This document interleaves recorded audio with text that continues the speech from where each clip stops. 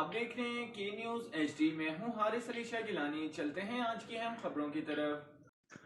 رخ کریں گے سندھ کے شہر شہداد پور کا۔ صوبائی assistant registrar joint committee Sindh کی جانب سے سینئر صحافی عبداللہ داؤد پوٹو کو پریس کلب شہداد پور کا صدر جبکہ خان محمد کو جنرل سیکرٹری قرار دے دیا گیا۔